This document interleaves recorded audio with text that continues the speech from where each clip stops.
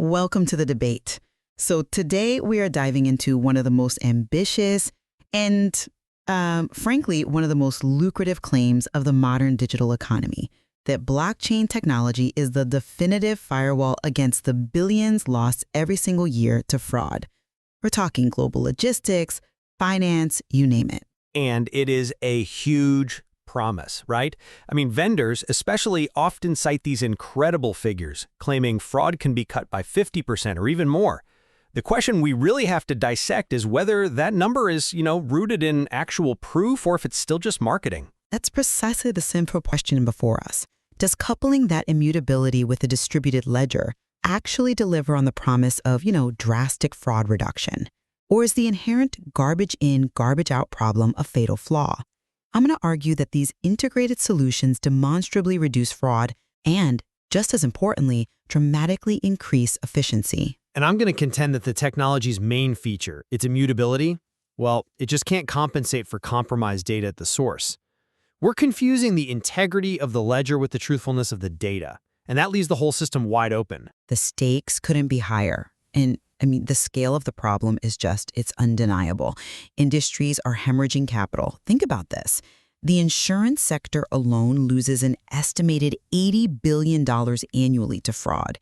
And global food fraud, that's another $30 to $50 billion every year. We're well past theoretical white papers now.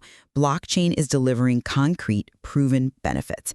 Just consider the metrics from some of the successful implementations. We're seeing distributed ledger systems adopted by major insurers reporting a stunning 80% decrease in duplicate claim incidents. That's a massive operational win. And industry-wide tools using blockchain have been credited with blocking something like 65% of attempted application fraud. This isn't theoretical. And then on the logistics side, pilots and port operations have achieved up to an 80% reduction in documentation processing time. This is a fundamental economic transformation. Okay. I respect the technical successes you've cited. I really do. Especially on the efficiency gains and reducing simple internal duplicate claims. But that success is largely measured in the efficiency of processing documents that are already digital.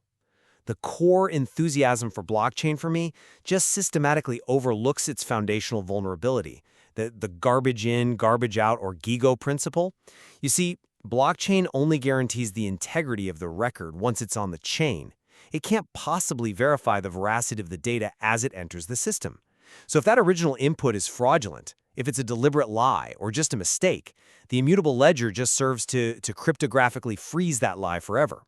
So now you have a perfectly secured record of bad information. And this is a huge problem because the vast majority of global data isn't generated on-chain. Its initial input is just highly susceptible to corruption. I do appreciate the nuance of that critique. And look, while GIGO is a genuine conceptual limitation, its impact is, it's mitigated, if not completely neutralized, when the documentation itself is executed via smart contracts and authenticated by known parties on a permissioned chain. We're talking about designing the system to make it structurally difficult to submit false data in the first place. But the fraud so often happens long before digitization. Consensus algorithms have no jurisdiction there. How does immutability prevent the intentional mislabeling of physical goods or, and this is the crucial part, the use of entirely forged physical documents? We saw this exact mechanism play out in the Hin Leong trading scandal. Fraudulent bills of lading were forged to hide billions in losses. That fraud was done on paper, long before any data touched a distributed ledger. So when that forged document gets digitized and submitted, the chain it accepts it. The ledger is secure, yes, but the lie is perpetuated because the algorithm has no way to check the document against the actual physical cargo. Right. And the Hin Leong situation it's the classic example. But the proposal for advanced port logistics frameworks, secured by private Hyperledger Fabric, for instance, they're designed to specifically attack that critical failure point. They don't just secure the digital file after the fact. They enforce consensus algorithms during the documentation process itself. So the workflow mandates that the creation and verification of the bill of lading are handled by specific authorized entities, let's say the carrier, the refinery, and customs officials. all of them operating with specific logic. If a bill of lading is forged externally and then digitized, the authorized parties on the chain will just reject the transaction. It doesn't meet the predefined rules. This distributed workflow fundamentally breaks the single point of trust that enabled the fraud we saw with Hinliang. That is certainly a much stronger answer to the paperwork problem, but I'm still struggling with the physical world interface. The vulnerability extends beyond paper. I mean, think about cold chain logistics, which relies on thousands of IoT sensors. What happens when the physical interface itself is manipulated? Shoom. I mean, picture this scenario. A truck driver, maybe wanting to save on high energy costs, intentionally takes a temperature sensor and just sticks it in an ice cooler to falsify the reading for the whole refrigeration unit. The sensor data is secured, it's time-stamped, it's immutable on your ledger, saying the cargo's at a perfect minus 20 degrees Celsius. But the data is fundamentally false. It's a lie. Immutability means absolutely nothing when the input is corrupted at the moment of sensing. That's a compelling argument, but this critique really relies on a perception of blockchain that is now, frankly, technologically outdated. We're no longer talking about simple data logging. Modern, high-security implementations are designed to create a robust and verifiable physical-digital handshake. The goal is to secure the source, not just the record. To make that sensor data trustworthy, you have to address the device's identity and its processing integrity. This requires two key elements. First, you secure the device's identity using a secure element, which is specialized tamper-resistant hardware. Second, the application logic is secured using microcontrollers with secure boot. This guarantees the sensor's firmware can't be altered. So we're not just recording data, we are anchoring data that we know came from a trusted device. While I respect the technical complexity you've described, using secure elements and secure boot, this just shifts the vulnerability, doesn't it? Now, instead of forging a document, I have to physically compromise a piece of tamper-resistant hardware. And while that definitely raises the bar for fraudsters, it also raises the cost of implementation and training exponentially, which brings us to the really crucial point of adoption and economic viability. But we have tangible proof this integrated system works at scale. I mean, look at Dubai's smart city vision. The Dubai Electricity and Water Authority, DEWA, actively uses this IoT blockchain synergy to prevent billing fraud. Smart meters feed real-time data into a blockchain-secured ledger, making the records tamper-proof. This model enhances security and reduces operational complexity at the same time. I'm just not convinced that the success of a closed municipal utility system like DW, where there's one central authority managing everything, translates to the, let's be honest, the messy, global, and highly competitive multi-party supply chain. Successful technical pilots often fail to translate into sustainable industry adoption. I mean, we have to look at the highest profile case of its kind, TradeLens. This consortium using Hyperledger Fabric was technically brilliant. It was great at driving auditable, non-repudiable transactions. Yet the system was ultimately terminated. Why?